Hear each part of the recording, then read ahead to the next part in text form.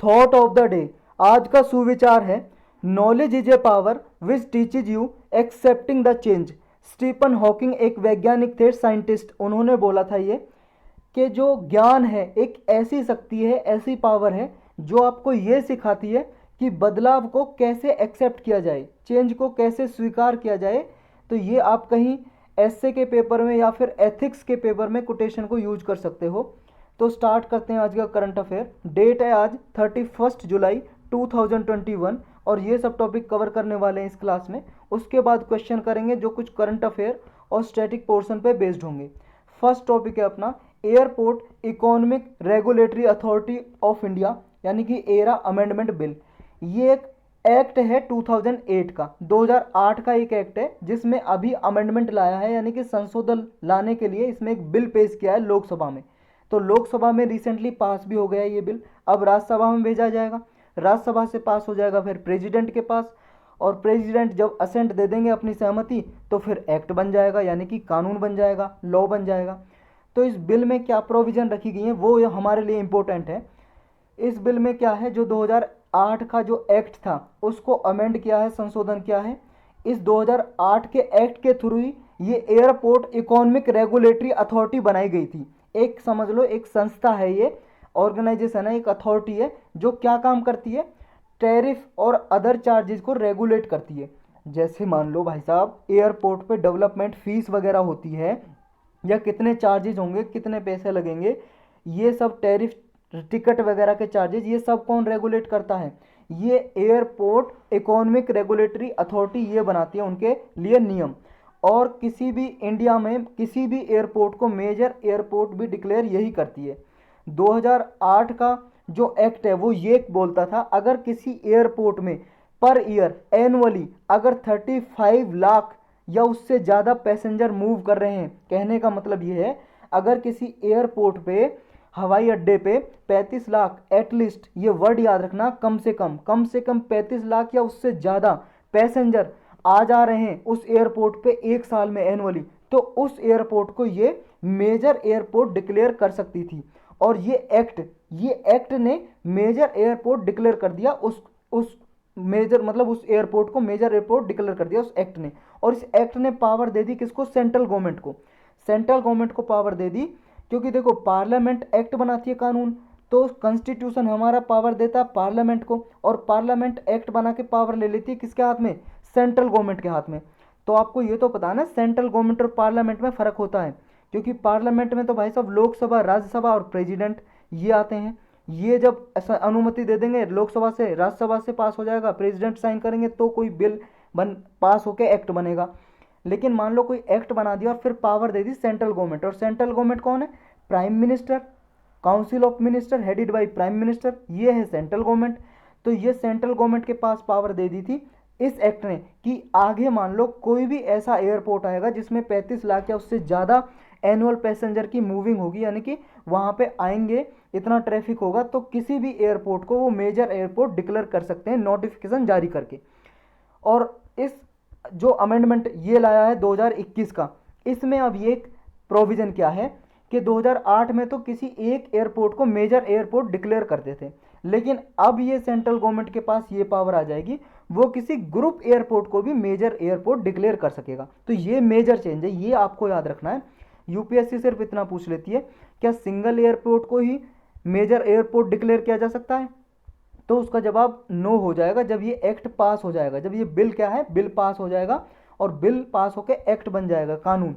तो उस टाइम पे क्या सेंट्रल गवर्नमेंट के पास पावर होगी कि एक से ज़्यादा, 2, 3, 4, 5, 6, 7 कितने भी एयरपोर्ट को मिला के उन ग्रुप एयरपोर्ट को मेजर एयरपोर्ट डिक्लेयर कर सकती है जिनमें कम से कम 35 लाख लोग एनुअली आ जा रहे हैं। तो ये चीज़ बस याद रखनी है इसमें। चलते हैं नेक्स्ट पे। नेक्स्ट है रिजर्वेशन इन मेडिकल सीट्स। ये सब ने देखा होगा, न्यूज में चल रहा है कि ओबीसी कैटेगरी के जो कैंडिडेट हैं और ईडब्ल्यूएस के इकोनॉमिकली वीकर सेक्शन है, जो अदर बैकवर्ड क्लास और ईडब्ल्यूएस को, ये जो मेडिकल कॉलेज हैं उनमें रिजर्वेशन प्रोवाइड कर दिए। जो मेडिकल और डेंटल कोर्सेज चाहे यूजी हो, अंडर ग्रेजुएट या पोस्ट ग्रेजुएट हो, ये तो आप जानते हो ना, स्नातक या ये स्नातकोत्तर बोलते हैं हिंदी में इसको, पोस्ट ग्रेजुएट को। और अंडर ग्रेजुएट मतलब ग्रेजुएट जो करते हैं ना, बीए वगैरह जो ग्रेजुएशन में आती है, बीटेक करते हो या एमबीबीएस करते हो, ये सब ग्रेजुएशन में। और इसके बाद वाली डिग्री जो होती है ग्रेजुएशन के बाद, उसे पोस्ट ग्रेजुएशन बोलते हैं। अगर किसी को नहीं भी पता है तो पता लग गया। तो ओबीसी को 27% और ईडब्ल्यूएस को 10% का कोटा दिया है यूनियन हेल्थ मिनिस्ट्री ने इन मेडिकल इंस्टीट्यूशन में और डेंटल कोर्सेज में। जैसे मान लो मेडिकल सीट निकलेंगी, 100 सीट निकलेंगी मान लो, किसके लिए, मेडिकल स्टूडेंट्स के लिए, तो उसमें से 27% ओबीसी कैटेगरी कैंडिडेट के लिए रिजर्व रहेंगी और ईडब्ल्यूएस के लिए 10% रहेंगी। और ये जो डिसीजन लिया है, कम से कम 1500 ओबीसी स्टूडेंट्स को फ़ायदा होने वाला है, एमबीबीएस के जो अंडर ग्रेजुएट लेवल के स्टूडेंट्स होंगे, और 2500 स्टूडेंट्स को पोस्ट ग्रेजुएशन लेवल पे फ़ायदा होने वाला है। बैकग्राउंड क्या है देखो, जो ऑल इंडिया कोटा है ये 1986 में पहली बार इंट्रोड्यूस किया गया सुप्रीम कोर्ट की डायरेक्शन के अनुसार। सुप्रीम कोर्ट ने कहा जिसको भी आपको रिजर्वेशन देनी है डोमिसाइल फ्री होना चाहिए। डोमिसाइल का मतलब होता है रेजिडेंस, कि जहां आदमी रहता है। ऐसा नहीं है कि मान लो एमपी में, मध्य प्रदेश में या राजस्थान में रहता है तो उस स्टेट में सिर्फ रिजर्वेशन मिलेगा, ऐसा नहीं होना चाहिए। डोमिसाइल फ्री होना चाहिए, किसी भी स्टेट में जाए उसे रिजर्वेशन होनी चाहिए, क्योंकि medical all India medical institute में, तो ये अभी क्या है ऑल इंडिया मेडिकल इंस्टीट्यूट में, तो लेकिन पहले ये एजुकेशन लेवल और सारे इंस्टीट्यूट में था। नेक्स्ट कहा कि मेरिट बेस्ड अपॉर्चुनिटी होनी चाहिए। मेरिट बेस्ड का मतलब ये है, ऐसा नहीं है 127% ओबीसी को दिए देते और सारे ओबीसी को मिलेगा ना। जो मेरिट बेस्ड का मतलब जो अच्छे नंबर लेके आएगा ओबीसी कैटेगरी में ही, उसी को दिया जाएगा। नेक्स्ट क्या होगा इसमें देखो, 15% जो यूजी सीट्स और 15% 15% अंडर ग्रेजुएट सीट्स और 50% PG seats, post graduation seats government medical colleges में, ये रिजर्वेशन है ऑल इंडिया। ये जो कोटा है इतनी सीट रिजर्वेशन होंगी। इनिशियली देखो कोई रिजर्वेशन नहीं था, ऑल इंडिया कोटा कोई नहीं था, लेकिन 2007 में ये स्कीम लाई गई। सुप्रीम कोर्ट ने इंट्रोड्यूस किया रिजर्वेशन 15% एससी कैटेगरी के लिए, यानी कि शेड्यूल कास्ट के लिए, अनुसूचित जाति के लिए, और एसटी कैटेगरी के लिए 7.5%, शेड्यूल ट्राइब्स के लिए, अनुसूचित जनजाति हिंदी में बोलते हैं। ये स्कीम लाई गई 2007 में। ये स्कीम लाने के बाद सेंट्रल एजुकेशन इंस्टीट्यूट थे जो, उनके एडमिशन में मतलब एक एक्ट बनाया सेंट्रल एजुकेशन इंस्टीट्यूट रिजर्वेशन इन एडमिशन एक्ट, तो ये इफेक्ट हो गया उसी साल से, 2007 से इफेक्ट में आ गया, मतलब लागू हो गया। मतलब सुप्रीम कोर्ट ने तो ये वर्डिक्ट दिया था, फिर सेंट्रल गवर्नमेंट ने ये एक्ट बनाया। एक्ट बनाने के बाद सुप्रीम कोर्ट का जो डिसीजन था उसको लागू कर दिया और यूनिफॉर्मली लागू कर दिया, और 27% रिजर्वेशन ओबीसी कैटेगरीज को दे दी थी जो एजुकेशन इंस्टीट्यूट है, और ये सेंट्रल एजुकेशनल इंस्टीट्यूशन है जो भी संस्था है उनमें दे दी थी। लेकिन जो मेडिकल कॉलेज है उनमें अभी स्टार्ट हुई है इस साल से, मतलब 2021-22 का जो सेशन स्टार्ट होगा मेडिकल कॉलेज के लिए, ओबीसी और ईडब्ल्यूएस के लिए, उनमें अभी स्टार्ट होगी रिजर्वेशन। बस इतना याद रखना है। नेक्स्ट देखो, ये तो पता है ना आपको कि ये वाले ईडब्ल्यूएस क्या होते हैं। ईडब्ल्यूएस भाई साहब जो जनरल कैटेगरी में आते हैं ना, जैसे मान लो एससी, एसटी, ओबीसी, इनमें जो लोग आते हैं इन सबको छोड़ के सारे जितने भी लोग हैं वो जनरल कैटेगरी में काउंट होते हैं, जनरल में। तो ये जनरल कैटेगरी में ही ये डिवाइड किया था गवर्नमेंट ने, एक अमेंडमेंट लेके आई गवर्नमेंट, और अमेंडमेंट करने के बाद क्या हुआ कि जनरल कैटेगरी के ही 10%, मतलब इसमें क्या है, पहले ये था सुप्रीम कोर्ट के 1992 के वर्डिक्ट के अनुसार कि 50% से ज़्यादा किसी को रिजर्वेशन नहीं दी जा सकती, चाहे किसी भी कैटेगरी का हो। तो ये लिमिट फिक्स थी कि जो लिमिट है ये 50% से नीचे थी एससी, एसटी, ओबीसी की, लेकिन 10% इसको क्रॉस कर देता है इस लिमिट को। तो ये एक तरह से एक्सपर्ट बोल रहे थे, पिटीशन भी डाली हुई है, जो ईडब्ल्यूएस का कोटा है ये सुप्रीम कोर्ट के जो डिसीजन है उसका वायलेशन करता है, उल्लंघन।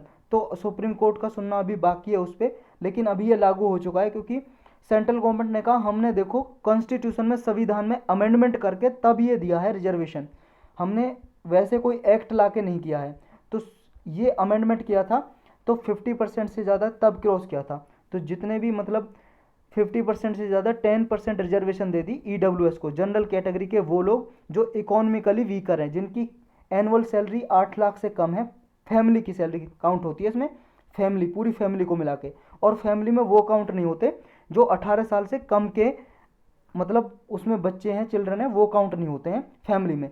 18 साल से ऊपर है कोई भी, तो वो काउंट होते हैं कि फैमिली में काउंट होंगे। अगर उनकी टोटल सैलरी फैमिली की 8 लाख से ज़्यादा तो उनको रिजर्वेशन नहीं मिलती है। और भी कई सारे क्राइटेरिया ये आपने पढ़े ही होंगे। चलते हैं नेक्स्ट पे। नेक्स्ट है अर्थ ओवरशूट डे 2021। देखो अर्थ ओवरशूट डे इस साल 29 जुलाई को मनाया गया, 29 को, और ये पिछले साल से एक महीना जल्दी मनाया गया, यानी कि लगभग अगस्त में मनाया गया था 2020 में। यानी कि ये हर साल सेम डे पे नहीं होता और ना ही सेम महीने में, ऐसा ज़रूरी नहीं है। फिर ये कैसे मनाते हैं, देखो इसमें ये देखते हैं कि इमिशन कितना हो रहा है। कार्बन इमिशन की बात कर रहे हैं हम, जो ग्रीन हाउस गैस इमिशन होता है, ग्रीन हाउस गैस निकलती है ना, पॉल्यूशन निकलता है, CO2 वगैरह, कार्बन डाइऑक्साइड फैक्ट्रियों से या किसी कोई लकड़ी वगैरह जलाने से, तो ये कितना इंक्रीज हुआ है। और बायोडाइवर्सिटी को कितना लॉस हुआ है। बायोडाइवर्सिटी होती है भाई साहब जैसे पेड़ पौधे या जंगली जानवर या एनिमल्स या फिर आदमी, ये सब क्या है नेचर में जितना भी है बायोडाइवर्सिटी है। जैव विविधता बोलते हैं हिंदी में, जैव विविधता, जैव विविधता। तो ये बायोडाइवर्सिटी लॉस कितना हुआ है ये, तो ये कौन अनाउंस करता है ये डेट एनुअली अनाउंस करता है ग्लोबल फुटप्रिंट नेटवर्क। ये एक ऑर्गेनाइजेशन है, ग्लोबल ऑर्गेनाइजेशन, जो कहती है कि अर्जेंट क्लाइमेट एक्शन और सस्टेनेबल कंजप्शन के बारे में बात करती है कि क्लाइमेट चेंज बहुत तेज़ी से हो रहा है, इसके लिए कुछ स्टेप उठाए जाएं और सस्टेनेबल डेवलपमेंट अडॉप्ट किया जाए। ये ग्लोबल फुटप्रिंट नेटवर्क जो ऑर्गेनाइजेशन है ये बोलती है और यही हर साल अनाउंस करती है, घोषणा करती है कि इस साल का अर्थ ओवरशूट डे कब मनाया जाएगा।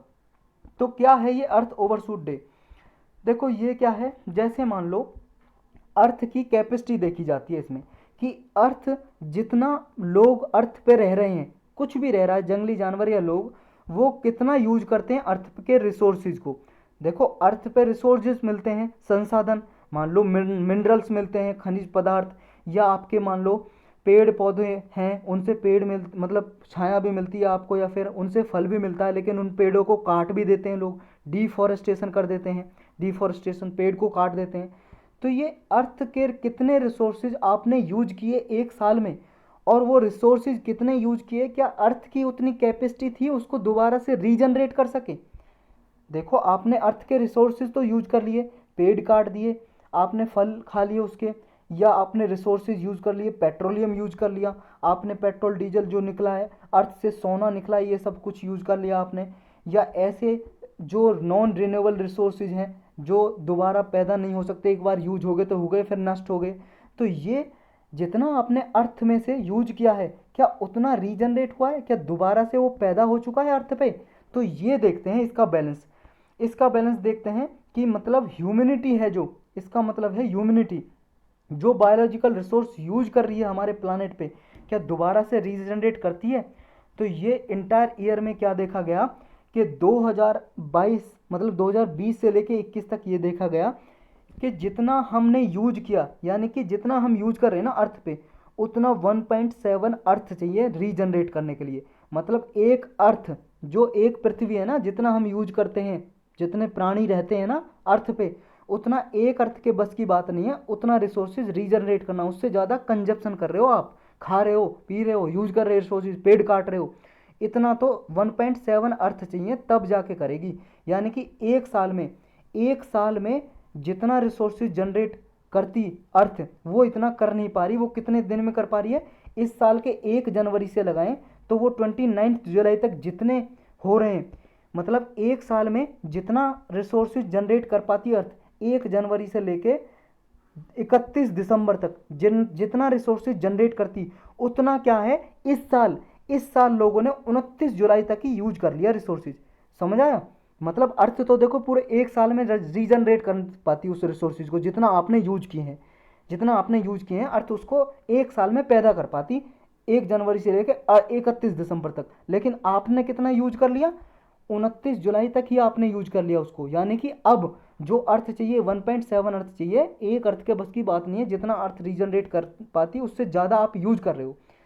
कहने का मतलब ये हो गया कि अर्थ के रिसोर्सेज धीरे धीरे घट रहे हैं, धीरे धीरे घट रहे हैं। तो ये क्या देखा है, किस वजह से देखा है कि एक महीना पिछले साल से पहले आ गया अर्थ ओवरशूट डे। क्यों आ गया वो, क्योंकि पिछले साल अगस्त में मनाया था, यानी कि अगस्त तक सारे रिसोर्सेज आपने यूज कर लिए जितना अर्थ एक साल में पैदा कर पाती। लेकिन इस साल तो एक महीना पहले ही यूज कर लिया, जुलाई में ही यूज कर लिया आपने, जितना एक साल में अर्थ पैदा कर पाती। तो किस वजह से एक महीना और घट गया? क्योंकि 6.6% इंक्रीज हो गया ग्लोबल कार्बन फुटप्रिंट में, मतलब जितना कार्बन इमिशन करते हो। और हमारी जो ग्लोबल फॉरेस्ट बायो कैपेसिटी है वो डिक्रीज हो गई 0.5%, क्योंकि अमेजन जो रेन फॉरेस्ट है, अमेजन रेन फॉरेस्ट कहाँ है? भी ब्राज़ील में भाई साहब। ये ब्राज़ील आपने देखा होगा, ये वाला मैप देखो आप, ये ब्राज़ील दिख रहा है आपको, साउथ अमेरिका में, कॉन्टिनेंट साउथ अमेरिका में, ये ब्राज़ील में है अमेजन फॉरेस्ट है। तो ये अमेजन फॉरेस्ट है, रेन फॉरेस्ट, इनका डिफॉरेस्टेशन हुआ है, पेड़ों को काट दिया यहाँ से, उसकी वजह से फॉरेस्ट की जो कैपेसिटी थी वो घट गई है, डिक्रीज हो गई है। इस वजह से एक महीना पहले अर्थ ओवरशूट डे आ गया है। और जो डिफॉरेस्टेशन है 2020 में लगभग पूरे वर्ल्ड में देखा जाए तो 12% तक इंक्रीज हुआ है, और 2021 में ऐसा माना जा रहा है ये 43% तक इंक्रीज होने वाला है। लेकिन अब कंसर्न क्या है, परेशानी क्या है? कंसर्न का मतलब है परेशानी। परेशानी यही है, देखो हमारा जितना करंट रेट है 1.7 अर्थ चाहिए एक सिंगल ईयर के लिए, जितना आप रिसोर्सेज यूज करते हो, यानी कि इकोलॉजिकल डेफिसिट स्पेंडिंग हो रही है, इस पे हम ऑपरेट कर रहे हैं। जो हमारी स्पेंडिंग है 2021 की, ये हाईएस्ट है अब तक की, यानी कि 1970 से यूएन का डेटा देखें, 1970 से डेटा देखें, ये डेटा निकालना शुरू किया। लेकिन अर्थ ओवरशूट डे 1970 से मनाना शुरू नहीं किया, ये बाद में शुरू किया। लेकिन जब ये मनाना शुरू किया अर्थ ओवरशूट डे, तो यूनाइटेड नेशन ने डेटा देखा अपना 1970 से कि ये अर्थ ओवरशूट कब से कब तक क्या इसका रेट चल रहा है, दर कैसी चल रही है अर्थ ओवरशूट की। तो अर्थ ओवरशूट डे, ये जो टर्म है ना, टर्म कंसेप्ट सबसे पहले दिया फर्स्ट टाइम एंड्रयू सिम्स नाम का एक आदमी था, यूके का, यूके थिंक टैंक है कि न्यू इकोनॉमिक फाउंडेशन एक ऑर्गेनाइजेशन है, उसमें ये काम करता था, एंड्रयू सिम्स ने दिया ये कंसेप्ट। और 2006 से ग्लोबल फुटप्रिंट नेटवर्क ने पार्टनरशिप की, ये एक ऑर्गेनाइजेशन है, international global organisation, global footprint network, इसने 2006 से मनाना शुरू कर दिया, ऑब्जर्व करना शुरू कर दिया कि अर्थ ओवरशूट डे, ये कैंपेन है जो अभियान है, मनाया जाएगा हर साल। तो ये 2006 से मनाया जाने लगा। तो फर्स्ट ग्लोबल अर्थ ओवरशूट डे कब था? 2006 को। देखो ऐसे क्वेश्चन यूपीएससी बहुत बार पूछ चुकी है। एक जो world wide fund for nature है, एक ऑर्गेनाइजेशन है, इंटरनेशनल एनजीओ है, एनजीओ टाइप, गैर सरकारी संस्था, नॉन गवर्नमेंटल ऑर्गेनाइजेशन, ये एक डे मनाती है अर्थ डे, उसके बारे में भी यूपीएससी पूछ चुका है, तो इसके बारे में भी पूछ सकता है, क्योंकि अभी तक पूछा नहीं है। जो अर्थ ओवरशूट डे है, कैसे इसको निकालते हैं, कंप्यूट कैसे करते हैं, कैलकुलेशन कैसे करते हैं, इसको कैसे करते हैं कि जो प्लानेट की बायो कैपेसिटी है, मतलब हमारे अर्थ की जितनी कैपेसिटी है जनरेट करने की, उस कैपेसिटी को ऊपर रखते हैं, डिवाइड करते हैं किससे?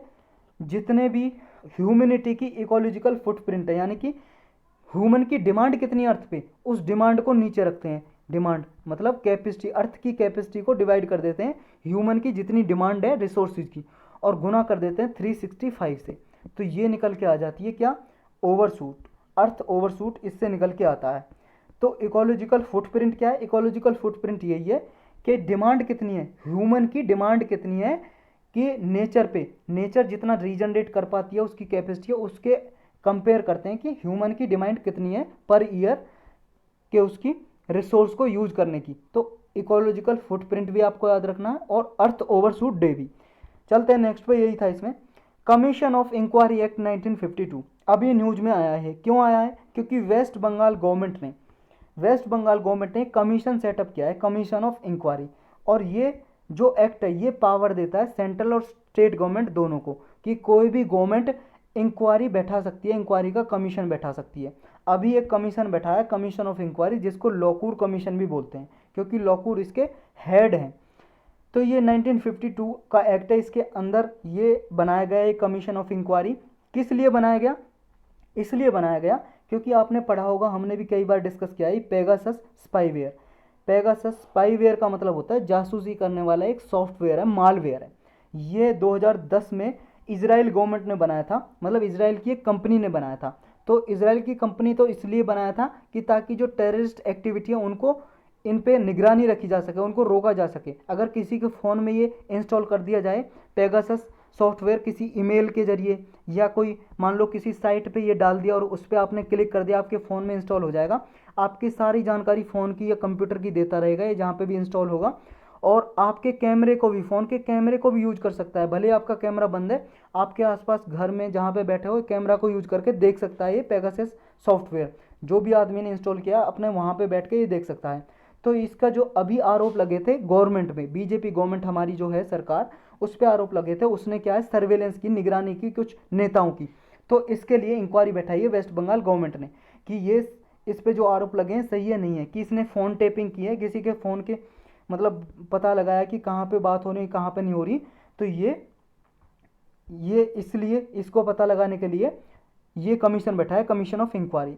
तो ये जो इजराइल की कंपनी थी, साइबर इंटेलिजेंस कंपनी थी एनएसओ ग्रुप, उसने ये बनाया था ये सॉफ्टवेयर 2010 में। तो ये कमीशन क्या काम करेगा, ये देखेगा कि इंडिविजुअल की जो प्राइवेसी है वो ब्रीच तो नहीं हुई है। कि राइट टू प्राइवेसी भाई साहब फंडामेंटल राइट है, सुप्रीम कोर्ट के अकॉर्डिंग फंडामेंटल राइट है, मौलिक अधिकार, तो इसका उल्लंघन तो नहीं हुआ है, ये देखेगा कमीशन। तो कमीशन कौन कौन सेटअप कर सकता है, सेंट्रल और स्टेट गवर्नमेंट दोनों कर सकती है, लेकिन ये रेस्ट्रिक्टेड होती है जो भी जिन भी सब्जेक्ट पे कानून बना सकती है। और किस सब्जेक्ट पे कानून बना सकती है, सेंट्रल और स्टेट गवर्नमेंट। भाई साहब देखो, हमारे संविधान में 12 शेड्यूल है, सबको पता होगा। 7 शेड्यूल है, इसके बारे में पता होगा। 7 शेड्यूल में 3 लिस्ट दी हुई हैं, इसके बारे में भी आपको पता होगा। कौन कौन सी लिस्ट है ये बताओ, सेंट्रल लिस्ट, स्टेट लिस्ट और कंकरेंट लिस्ट। सेंट्रल लिस्ट का मतलब जिसमें जो भी कुछ इसमें लिखा है उसके बारे में सिर्फ सेंट्रल गवर्नमेंट कानून बना सकती है, लॉ बना सकती है। और जो स्टेट लिस्ट में लिखा है उसमें नॉर्मली क्या है, स्टेट गवर्नमेंट कानून बना सकती है। यानी कि कभी मान लो इमरजेंसी सिचुएशन आ जाए तो स्टेट लिस्ट के सब्जेक्ट पे सेंट्रल गवर्नमेंट भी बना सकती है, लेकिन नॉर्मली स्टेट गवर्नमेंट ही बनाती है।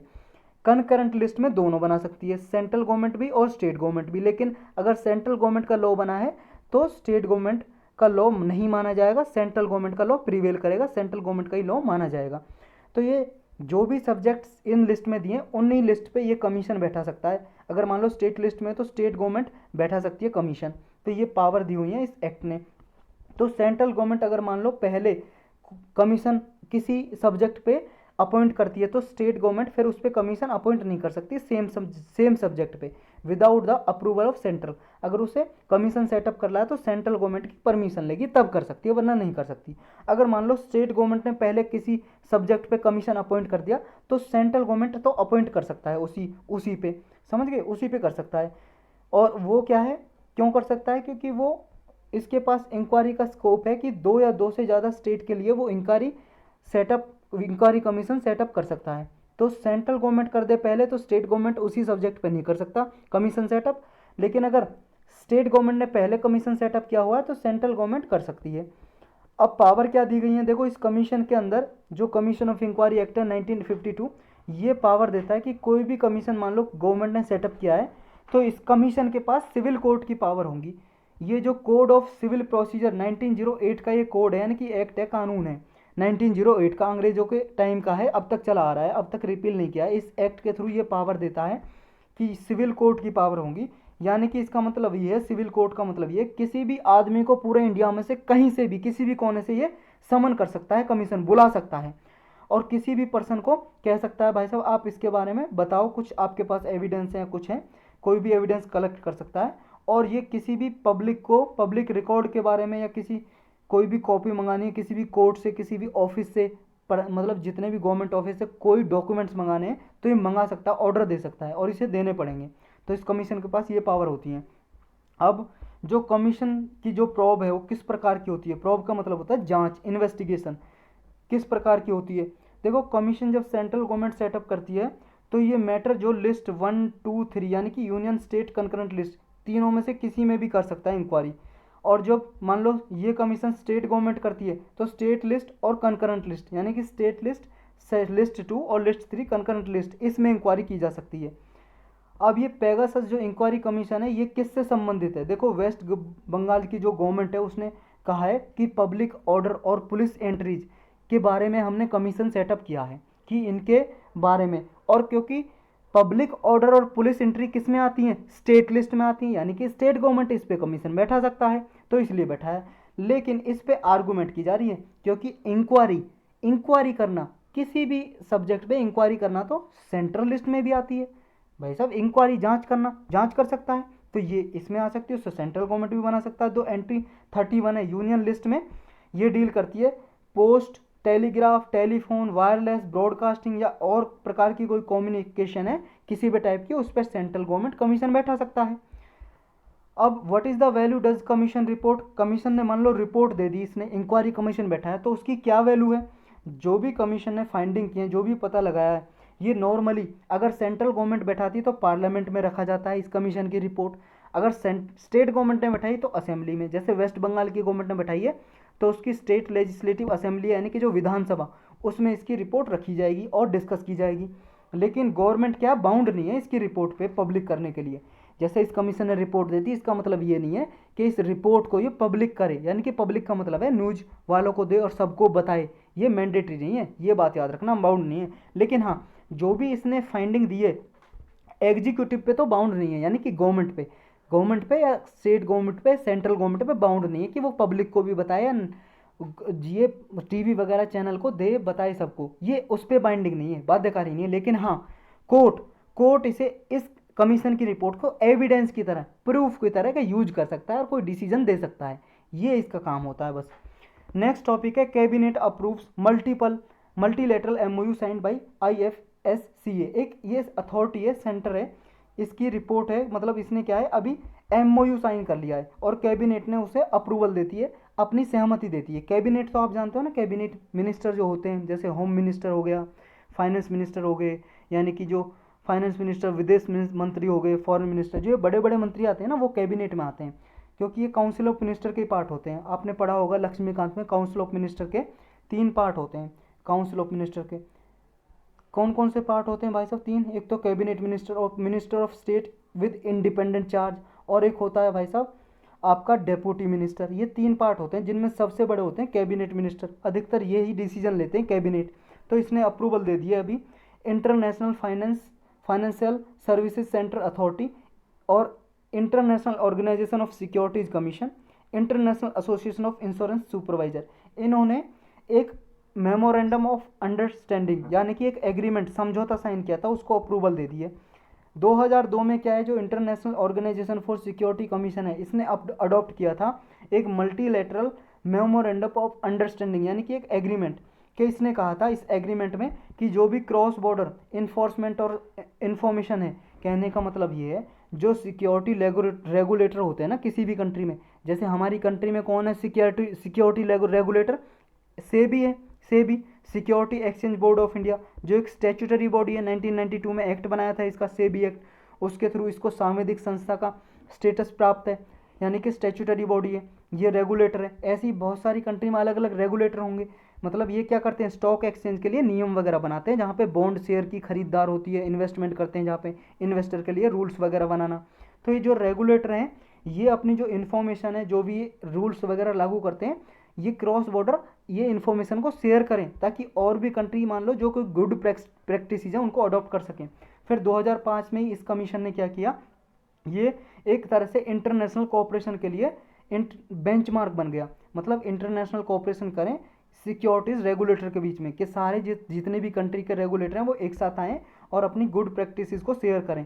जो इंटरनेशनल ऑर्गेनाइजेशन सिक्योरिटी कमीशन है, इसको 1983 में बनाया गया था। ये एक एसोसिएशन है ऑर्गेनाइजेशन की, मतलब जितने भी वर्ल्ड के सिक्योरिटी फ्यूचर मार्केट के रेगुलेटर हैं ना, जैसे सेबी वगैरह हमारी कंट्री में, तो ये एक साथ आते हैं, इनका एसोसिएशन है, एक ग्रुप है, ये बस ग्रुप है, ये इंटरनेशनल ऑर्गेनाइजेशन सिक्योरिटी कमीशन एक ग्रुप है, 1983 में बनाया गया था। इसके मेंबर जो सिक्योरिटीज या फ्यूचर रेगुलेटर में जो मेंबर होते हैं ना, नेशनल किसी जुरिस्डिक्शन में आते हैं, जैसे फाइनेंशियल रेगुलेटर हैं किसी भी कंट्री में, वो इसके मेंबर होते हैं। और इसका हेडक्वार्टर स्पेन में है, मैड्रिड में। स्पेन एक कंट्री है, कहाँ पे, यूरोप में। इसका मैंडेट क्या है, ये डेवलप करता है, मेंटेन करता है, इंप्लीमेंट करता है, प्रमोट करता है हाई स्टैंडर्ड फॉर रेगुलेशन, कि मान लो इन्वेस्टर के लिए, इन्वेस्टर के प्रोटेक्शन के लिए, जो भी आदमी निवेश करता है, बॉन्ड शेयर खरीदता है, उसका कैसे प्रोटेक्शन किया जाए, उसका जो रिस्क जोखिम कैसे रिड्यूस किया जाए, इसके बारे में रूल्स वगैरह स्टैंडर्ड वगैरह बनाता है और इनको इम्प्लीमेंट करना इसका काम है इस कमीशन का। और इन्फॉर्मेशन शेयर करता है एक दूसरे की कंट्री के साथ में टेक्निकल ऑपरेशनल इशू के रिगार्डिंग, और स्टैंडर्ड एस्टेब्लिश करता है, यानी कि नियम कानून बनाता है, ताकि ग्लोबल इन्वेस्टमेंट ट्रांजैक्शन जो होती है क्रॉस बॉर्डर और मार्केट में, उसको रेगुलेट किया जा सके। और जो international Association of Insurance supervisor है जिसके साथ इसने अभी MMOU साइन किया है, मल्टीलेटरल मेमोरेंडम ऑफ अंडरस्टैंडिंग यानी एग्रीमेंट। तो ये क्या है, ये जो एसोसिएशन है ये भी वॉलंटरी मेंबरशिप ऑर्गेनाइजेशन है। मतलब आपस में जो इंश्योरेंस सुपरवाइजर है, जो भी किसी कंट्री में इंश्योरेंस सुपरवाइजर हैं जो इंश्योरेंस के रिगार्डिंग इम्प्लीमेंट करते हैं कुछ ही कानून को या रेगुलेट करते हैं, वो एक साथ आए, उन्होंने एक एसोसिएशन बनाई। इनमें लगभग 190 से ऊपर जुरिस्डिक्शन है इसका, और 97% वर्ल्ड के जो इंश्योरेंस प्रीमियम है वो कॉन्स्टिट्यूट करते हैं। एक इंटरनेशनल स्टैंडर्ड बनाता है ये इंश्योरेंस सेक्टर के लिए, मतलब रूल्स नियम बनाता है जो जितने भी इंश्योरेंस को रेगुलेट करने वाली ऑर्गेनाइजेशन है किसी भी कंट्री में, तो वो इनके रूल्स वगैरह को इम्प्लीमेंट करती हैं अपनी कंट्रीज़ में। तो इसको एस्टेब्लिश किया गया था 1994 में, और ये वीरेन की तरह ऑपरेट करती है। वीरेन का क्या मतलब होता है, वीरेन का मतलब होता है एक टाइप की non profit organisation. Non profit organisation ऐसी होती है, मतलब गैर लाभकारी संस्था, मतलब जिन्हें प्रॉफिट से कोई मतलब नहीं है, ये वेलफेयर के लिए काम करती हैं, लोगों के कल्याण के लिए, भलाई के लिए। तो ये नॉन प्रॉफिट ऑर्गेनाइजेशन होती हैं, और इसको बनाया गया था, इस एसोसिएशन को स्विस सिविल लॉ है, स्विट्जरलैंड का एक लॉ है उसके अकॉर्डिंग बनाया गया था। और इसको होस्ट कौन करता है, बैंक फॉर इंटरनेशनल सेटलमेंट, ये भी कहाँ पे है, स्विस में, स्विट्जरलैंड पे, ये इसको होस्ट करता है इस ऑर्गेनाइजेशन को, international Association of Insurance supervisor को। तो ये बस इसमें याद रखना है। चलते हैं नेक्स्ट में। नेक्स्ट है EOS-03। देखो इसरो के बारे में तो सब जानते होंगे, हमारे इंडिया की स्पेस एजेंसी है जो सैटेलाइट वगैरह स्पेस में, आसमान में भेजती है। तो इंडियन स्पेस रिसर्च ऑर्गेनाइजेशन है, इसने कहा है कि 2021 के थर्ड क्वार्टर में, यानी कि थर्ड क्वार्टर का मतलब एक क्वार्टर में कितने महीने होते हैं, 3 महीने होते हैं। तो पहले 3 महीने जनवरी फरवरी मार्च, फिर अगले 3 महीने अप्रैल मई जून, फिर अगले 3 महीने जुलाई अगस्त सितंबर, फिर अगले 3 महीने अक्टूबर नवंबर दिसंबर। तो ये 3 मतलब 3 महीने के 4 क्वार्टर हो गए। 4 क्वार्टर का मतलब होता है 1/4, तो 1/4 करेंगे साल का 12 महीने का, तो 3 महीने हो गए। तो थर्ड क्वार्टर कहाँ पे आता है, जुलाई अगस्त सितंबर। तो सितंबर तक ये सैटेलाइट लॉन्च कर दिया जाएगा 2021 में, ये बोला है इसरो ने। तो इसकी ये क्या काम करेगा, ये अर्थ ऑब्जर्वेशन सैटेलाइट है। EOS का मतलब है अर्थ ऑब्जर्वेशन सैटेलाइट। 3 नंबर का है ये, कुछ ऐसे होते हैं सैटेलाइट भाई साहब, इस तरह का होगा ये अर्थ के चारों ओर चक्कर लगाएगा, और अर्थ ऑब्जर्वेशन सैटेलाइट होगा जो इसरो ने लास्ट ईयर ही लॉन्च किया था। 01 अर्थ ऑब्जर्वेशन सैटेलाइट 01 लॉन्च किया था लास्ट ईयर। ये इसी तरह से काम करता है जैसे रेडार इमेजिंग सैटेलाइट काम करते हैं ना, रीसेट बोलते हैं रेडार इमेजिंग सैटेलाइट। जैसे रीसेट 2B नाम का सैटेलाइट है, रीसेट 2B-R1 नाम का सैटेलाइट है, इसके साथ मिलके ऐसे ही काम करेंगे। तो इतना बस इसमें याद रखना, जो EOS-03 है ये कम्युनिकेशन सैटेलाइट है या earth observation satellite, earth observation satellite है। यूपीएससी सिर्फ इतना पूछ लेती है। अर्थ ऑब्जर्वेशन का काम क्या होता है, देखो कम्युनिकेशन सैटेलाइट होते हैं वो तो क्या होते हैं, आपके फ़ोन वगैरह पे कॉलिंग वगैरह के काम आते हैं, या और कम्युनिकेशन के रिगार्डिंग काम आते हैं। और जो ये अर्थ ऑब्जर्वेशन सैटेलाइट होते हैं ये क्या करते हैं, ये इमेज खींचते हैं, और ये डिजास्टर, नेचुरल डिजास्टर जो आते हैं, आप ये प्राकृतिक आपदा संकट जैसे फ्लड आ गई, बाढ़ या साइक्लोन आ गई, इनकी मॉनिटरिंग करते हैं, इमेज खींचते हैं कि कहाँ पे बाढ़ आने की समस्या ज़्यादा है, कहाँ पे नहीं है, साइक्लोन कहाँ पे आ सकता है। तो ये दिन में कम से कम 4-5 टाइम्स डेली ये क्या है, कंट्री का इमेजिंग प्रोवाइड करेगा कंट्री को, हमारे देश को, और मॉनिटरिंग करेगा वाटर बॉडीज़ की कि कहीं पे किसी रिवर में पानी ज़्यादा तो नहीं हो रहा, फ्लड आने की समस्या तो नहीं है। क्रॉप को भी ये मॉनिटरिंग करेगा, कितनी फसल कहाँ पे हो रही है, कितने फॉरेस्ट कहाँ पे हो रहे हैं, उग रहे हैं, वेजिटेशन कंडीशन क्या है, फॉरेस्ट कवर चेंज कितना हुआ है, कि पहले यहाँ पे फॉरेस्ट कितना था अब कितना है, ये इमेज खींचेगा और ऑब्जर्वेशन करता रहेगा। जैसे मान लो आज इमेज खींच ली, 1 साल बाद इमेज खींचेगा, वो पता लग जाएगा ना कि यहाँ पे इतना फॉरेस्ट था पहले और अब इतना फॉरेस्ट बच गया है। तो एडवांटेज क्या है इस रेडार इमेजिंग के, जो रेडार लगाया जाता है, रेडार एक इंस्ट्रूमेंट होता है। और रेडार कैसे काम करता है, देखो भाई साहब ऐसे ना यूपीएससी क्वेश्चन पूछती है आपके प्रीलिम्स में, 1-2 क्वेश्चन तो आते ही हैं। तो रेडार के बारे में, वेदर रेडार क्या होता है, डॉपलर रेडार क्या होता है, रेडार क्या होता है, पूरा डिटेल में जानना तो साइंस एंड टेक के प्लेलिस्ट में जाइए, वहाँ पे एक लेक्चर होगा रेडार डॉपलर रेडार के बारे में। नहीं देखा तो देखिए, अगर भूल गए तो दोबारा रिवाइज करिए, नोट्स बनाए तो नोट्स से रिवाइज करना, जरूर करना, क्योंकि देखो बार बार रिवाइज करोगे तभी कोई चीज़ याद होती है। ऐसा किसी के अंदर कोई दिमाग नहीं है एक बार पढ़ा और याद रहेगा ज़िंदगी भर के लिए, समझ गए। तो बार बार रिपीट करोगे तभी रिवाइज होगी, मतलब याद होगी आपको रिवीजन से। तो रेडार इमेजिंग क्या होता है, ये अनअफेक्टिंग होता है वेदर से, मतलब मौसम से इस पर कोई अफेक्ट नहीं पड़ता रेडार से। ये मान लो क्लाउड हो है, बादलों में भी फोटो खींच सकता है, धुंधला हो रहा है कोई, मान लो कोहरा पड़ रहा है फॉग, तब भी ये इमेज खींच सकता है। सनलाइट नहीं है, लैक ऑफ सनलाइट है, तब भी खींच सकता है। हाई क्वालिटी की इमेज किसी भी कंडीशन में ये दे सकता है। तो ये अदर और कौन कौन से अर्थ ऑब्जर्वेशन सैटेलाइट सिस्टम है जो इसरो अब तक लॉन्च कर चुका है, ये रिसोर्स सेट नाम का है। रिसोर्स सेट के जितने भी ये कैटेगरी के 2 2A, Cartosat 1 2 2A 2B, reset 1 2, ocean set 2, mega tropics, सरल स्कैट set 1, INSAT 3D are 3D, ये कुछ ये अर्थ ऑब्जर्वेशन सैटेलाइट हैं जो यूज किए गए हैं इसरो के जरिए। तो यही था इसके बारे में। चलते हैं नेक्स्ट पे। नेक्स्ट तो मोस्ट इंपॉर्टेंट टॉपिक है, मोस्ट से भी ज़्यादा इंपॉर्टेंट टॉपिक है, क्योंकि यूपीएससी बहुत बार इससे रिलेटेड क्वेश्चन पूछ चुका है, और कैसे कैसे क्वेश्चन पूछे हैं वो मैं आपको बताऊंगा इस टॉपिक में डिस्कस करते हुए। इंटरनेशनल टाइगर डे हर साल 29 जुलाई को मनाया जाता है, एवरी ईयर सेलिब्रेट किया जाता है। किस लिए? ताकि जो टाइगर की पॉपुलेशन जो घट रही है और खतरे में है, उसके रिगार्डिंग अवेयरनेस रेज किया जा सके, यानी कि जागरूकता फैलाई जा सके लोगों के बीच में, ताकि इनको टाइगर्स को कंजर्व किया जा सके, बचाया जा सके। ये कब से मनाया जाता है टाइगर्स डे? देखो 2010 में रसिया में एक जगह है सेंट पीटर्सबर्ग, यहाँ पे एक समिट हुआ, यानी कि मीटिंग हुई, सेंट पीटर्सबर्ग टाइगर समिट उसका नाम दे दिया गया। ये 29 जुलाई 2010 को हुआ और इसमें एग्रीमेंट हुआ, समझौता। उसी दिन से हर साल 29 जुलाई को ये मनाया जाता है इंटरनेशनल टाइगर डे, अंतर्राष्ट्रीय टाइगर दिवस। तो ये डिक्लेयर किया तब कि जितनी भी टाइगर पॉपुलेटेड कंट्रीज हैं, जहाँ पे भी टाइगर हैं, वहाँ पे 2022 तक टाइगर की पॉपुलेशन डबल करनी है। जितनी भी कंट्री में, जैसे मान लो किसी कंट्री में 10 टाइगर हैं, 2022 आते आते कितना कर देना, 20, कम से कम डबल कर देना है। तो 2021 की थीम क्या थी इंटरनेशनल टाइगर डे की? Their survival is in our hand, मतलब उनका जीवन यापन हमारे हाथ में है, ये इस साल की थीम थी। तो टाइगर पॉपुलेशन से रिलेटेड कुछ फैक्ट पढ़ते हैं हम। देखो, world wide fund for nature एक इंटरनेशनल एनजीओ है, एनजीओ जो 1961 में बनी थी। इंटरनेशनल एनजीओ है, यानी कि नॉन गवर्नमेंटल ऑर्गेनाइजेशन, गैर सरकारी संस्था। गवर्नमेंट का इनमें कोई रोल नहीं होता, कोई भी बना सकता है। या भाई साहब ये एनजीओ आप भी बनाना चाहो तो बना लो, गवर्नमेंट से रजिस्टर कराना पड़ता है, बस एक एक्ट में करा सकते हो आप। और जब कोई मान लो एक देश से ज़्यादा 2 देश में काम करने लगती है कोई भी एनजीओ, वो इंटरनेशनल एनजीओ बन जाती है। 1961 में इसको बनाया और इसका हेडक्वार्टर ग्लैंड में है। ग्लैंड कहाँ पे? स्विट्जरलैंड में।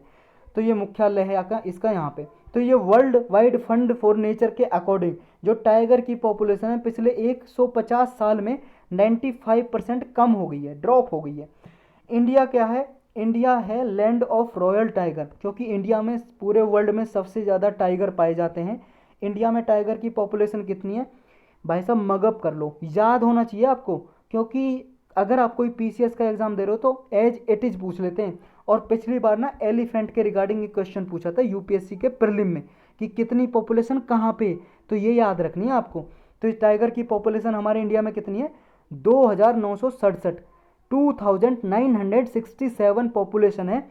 मतलब पूरे वर्ल्ड की 70% पॉपुलेशन हमारे इंडिया में रहती है, टाइगर की पॉपुलेशन। और हमारे इंडिया में सबसे ज़्यादा कौन से स्टेट में, ये भी याद रखना आपको। मध्य प्रदेश में सबसे ज़्यादा 526, फिर कर्नाटक में 524, 2 ही कम है, फिर उत्तराखंड में 442 हैं। ये कैसे कैसे कब कब बढ़ी है? 2006 में देखो 1411 थे, फिर इंक्रीज होते गए, रेगुलरली इंक्रीज हो रहे हैं। 2018 में 2967 हो गए। मतलब इसकी जो टाइगर की पॉपुलेशन की जनगणना होती है, सेंसन होती है, मतलब सेंसस होती है, इसकी काउंटिंग होती है, तो वो लगभग 4 साल में होती है। 2018 में थे इतने, अब और इंक्रीज हो गए, डिक्रीज हो गए। जब नेक्स्ट पॉपुलेशन की काउंटिंग होगी इनकी तब पता चलेगा। और देखो जो टाइगर पॉपुलेशन है मध्य प्रदेश में, कान्हा टाइगर रिजर्व है। Kanha tiger reserve first tiger reserve था जिसने ऑफिशियली मैस्कोट इंट्रोड्यूस किया। मैस्कोट का मतलब होता है एक तरह से लोगो, एक लोगो अडॉप्ट किया इस टाइगर जो रिजर्व है, कान्हा टाइगर रिजर्व। इसमें जो ऑफिसर रहते हैं फॉरेस्ट डिपार्टमेंट वाले, इन्होंने एक मैस्कोट यानी कि लोगो, जैसे मान लो सिंपल सीएससी चैनल है, इस पर एक लोगो लगा हुआ है, हर एक चैनल पे लोगो लगा हुआ है, ऐसे मैस्कोट इसका भी जारी किया। और मैस्कोट कौन था? भूर सिंह दा बारहसिंगा। इसके बारहसिंगा के बारे में, इसको बोलते हैं स्वैम्प डियर, इंग्लिश में स्वैम्प डियर। इसके बारे में यूपीएससी ने 2020 में क्वेश्चन पूछा कि ये कहाँ पाया जाता है हार्ड ग्राउंड का, तो उसका आंसर था कान्हा टाइगर रिजर्व। तो इसके बारे में पूछ चुका यूपीएससी, और कहाँ कहाँ पूछ चुका वो भी डिस्कस करेंगे। अब जो कंजर्वेशन एफर्ट किए हैं नेशनल लेवल पर, ग्लोबल लेवल पर टाइगर के बचाने के लिए, वो कौन कौन से किए हैं।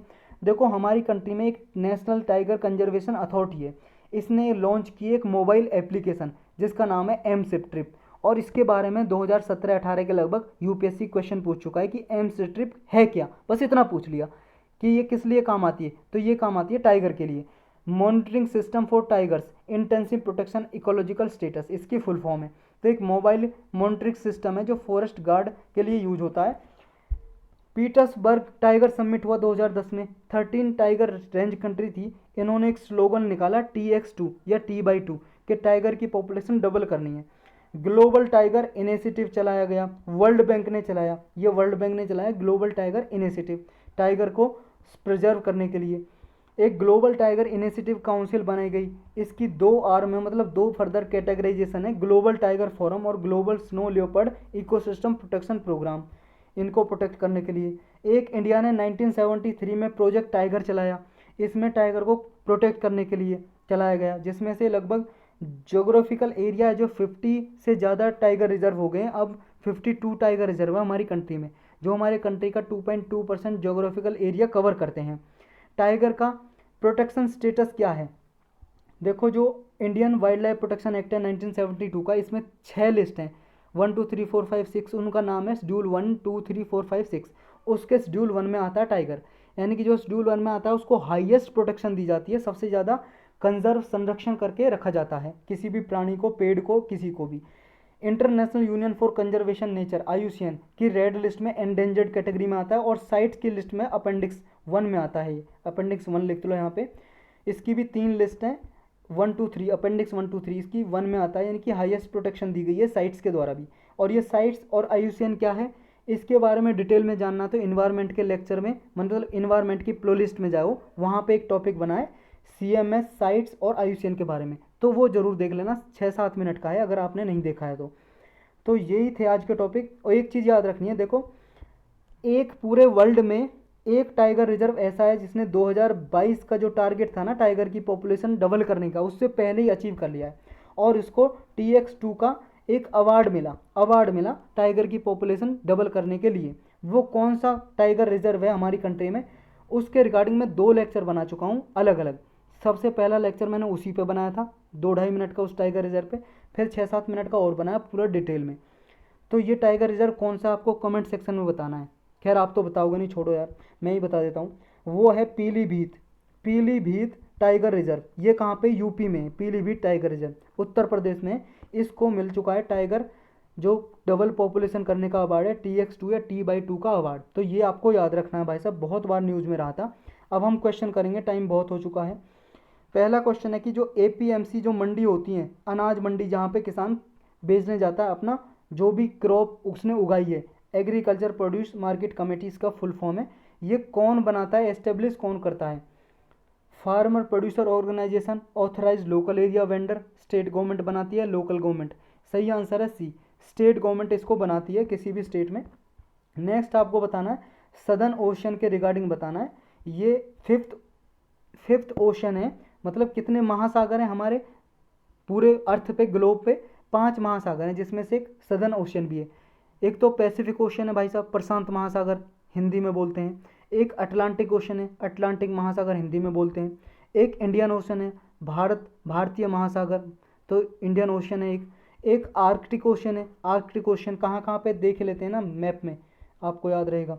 देखो ये पैसिफिक ओशन है, ये वाला इधर पैसिफिक ओशन, क्योंकि अर्थ तो गोल है ना, ये 2D मैप है, फोल्ड करेंगे तो इधर आ जाएगा पैसिफिक ओशन। ये अटलांटिक ओशन है, ये आर्कटिक ओशन है, आर्कटिक ओशन, और ये आपका इंडियन ओशन है, और ये है आपका कौन सा है, सदर्न ओशन, ये वाला सदर्न ओशन है, ये वाला। तो ये 5 ओशन है, महासागर हैं। तो सदर्न ओशन के रिगार्डिंग अभी स्टेटमेंट दी गई है, आपको बताना है कौन सी स्टेटमेंट करेक्ट है। पहली स्टेटमेंट बोल रही है कि it is the second smallest of all the 5 principal ocean, मतलब दूसरे नंबर पे सबसे छोटा है ये ओशन, महासागर। जो और ओशन है उसके अलावा, जो और ओशन है वो तो क्या है, अनलाइक अदर ओशन का मतलब है जो और ओशन में होता है इस ओशन में नहीं होता। और ओशन में क्या होता है, और ओशन बाउंड्री से घिरे हुए हैं चारों तरफ, मतलब अर्थ की बाउंड्री से, लैंड की बाउंड्री से, लेकिन जो सदर्न ओशन है वो चारों तरफ बाउंड्री से घिरा हुआ नहीं है। नेक्स्ट करा है अंटार्कटिक सरकमपोलर करंट है, करंट बोलते हैं पानी में, समुद्र का पानी का धीरे धीरे चलना, gradual movement of water in the ocean, on the ocean surface, उसको बोलते हैं करंट। ये लगने वाला बिजली वाला करंट नहीं है, ओशन करंट की बात हो रही है, ओशन करंट यानी कि महासागरीय धाराएं बोलते हैं हिंदी में, समुद्रीय धाराएं या महासागरीय धाराएं। तो ये जो करंट है ये स्ट्रॉन्गेस्ट करंट सिस्टम है पूरे वर्ल्ड में, और ये एटलांटिक, इंडियन और पैसिफिक ओशन को लिंक करता है, जोड़ता है। आपको बताना है कौन सा स्टेटमेंट करंट है, मतलब करेक्ट है। 1 2 1 2 3 3 only 1 2 3 all of the above, देखो सारे के सारे करेक्ट हैं। सबसे छोटा जो है स्मॉलेस्ट ओशियन महासागर वो कौन सा है, आर्कटिक ओशियन है, आर्कटिक महासागर। और फिर दूसरे नंबर पे आता है ये, मतलब सदर्न ओशियन। सबसे बड़ा है पैसिफिक ओशियन, फिर है इंडियन एटलांटिक ओशन दूसरे नंबर पे सबसे बड़े में, फिर उससे छोटा है इंडियन ओशन, उससे छोटा आर्कटिक, सबसे छोटा सदर्न ओशन। और देखो इसके चारों ओर कोई लैंड बाउंड्री नहीं है, यहाँ पानी है, यहाँ पानी है। इधर देखो अंटार्कटिक बस कॉन्टिनेंट है, तीन तरफ से ये खुला हुआ है सदर्न ओशन, समझे। और ये अटलांटिक जो करंट हमने बात की थी वो यहाँ फ्लो करता है, ये सदर्न पार्ट में। तो ये करंट है जो क्या है, सबको कनेक्ट करता है, Pacific ocean, Atlantic ocean, Indian ocean को, सबको कनेक्ट करता है, ये लिंक करता है। तो सारी की सारी स्टेटमेंट करेक्ट हैं। चलते हैं नेक्स्ट क्वेश्चन पे।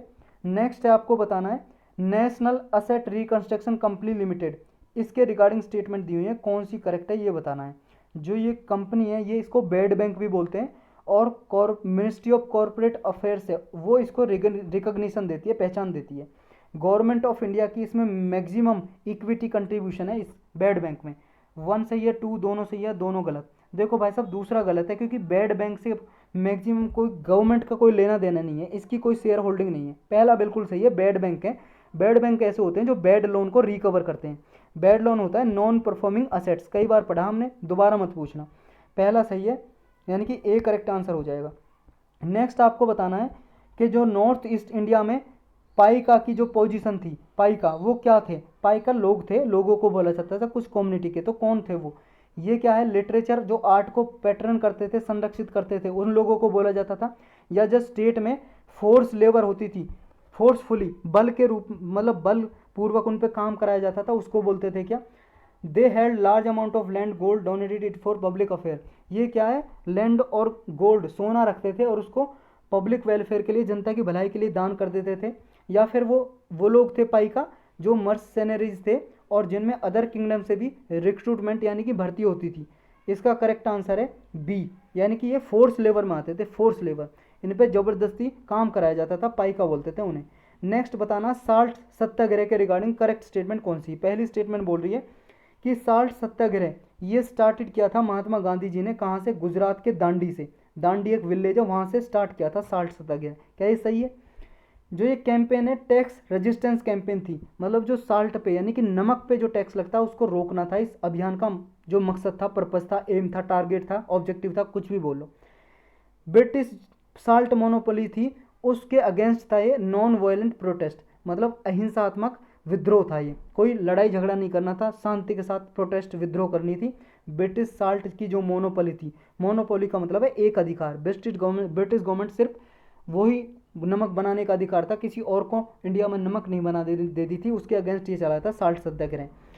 ये लीड किया था, इसके मतलब इसके बाद साल्ट सत्याग्रह के बाद सिविल डिसओबीडियंस मूवमेंट लॉन्च कर दिया था गांधी जी ने। तो कौन सा स्टेटमेंट करेक्ट है, 1 2 2 ओनली 2 3 या 1 2 3। देखो भाई साहब पहला गलत है, 2 3 सही है, सी आंसर हो जाएगा। पहला गलत क्यों है, देखो दांडी में तो खत्म हुआ था साल्ट सत्याग्रह, शुरू कहाँ से होता, साबरमती आश्रम। इनमें बहुत कन्फ्यूजन होता है, साबरमती आश्रम से शुरू हुआ था, चलना शुरू किया था, इसमें यात्रा की थी गांधी जी और उनके साथ बहुत सारे लोग गए थे।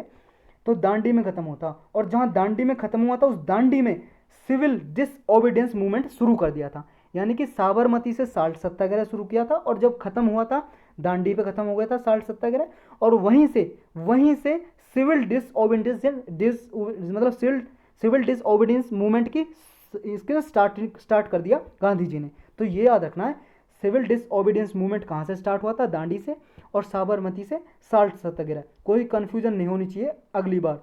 इस बार गलत हो गया तो कोई ज़रूरत नहीं है, मतलब आपको टेंशन लेने की ज़रूरत नहीं है, पर अगली बार गलत नहीं होना चाहिए। चलते हैं नेक्स्ट पे। नेक्स्ट है समाप्ति की घोषणा।